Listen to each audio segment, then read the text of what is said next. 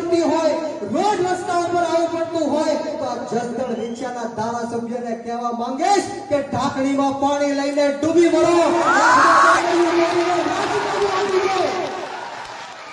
શું નથી કર્યું આ સમાજે તમારી માટે?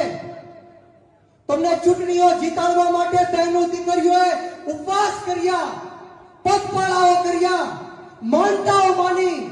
આ વડીલોએ તમારી માટે રાત દિવસ એક કરીને તમને ચૂંટણીઓ જીતાડી, છતાં પણ તમે આ સમાજ સાથે વિશ્વાસઘાત કર્યો, આ સમાજ સાથે તમે ગદ્દારી કરી. ત્યારે હું બ્રિજરાજ સોલંકી આ શિવરાજપુરની ધરતીથી કુંવરજી બાવળિયાને કહેવા માંગીશ કે જો તમારી સરકાર તમારું ન ગાંઠતી હોય, તમારી સરકાર તમારું ન સાંભળતી હોય, તો તમારી પાર્ટીનો કેસ ઘરે મૂકીને આંદોલન કરવા માટે આવી જાઓ. હું પાર્ટીનો કેસ ઘરે મૂકીને તમારી સાથે આંદોલન કરવા માટે તૈયાર છું. આ 92 જણા ઉપર જે ખોટા કેસો થયા છે, આ ઘનશ્યામભાઈ રાજપુરાના જે હત્યારાઓ છે એ ખુલ્લેઆમ ફરે છે.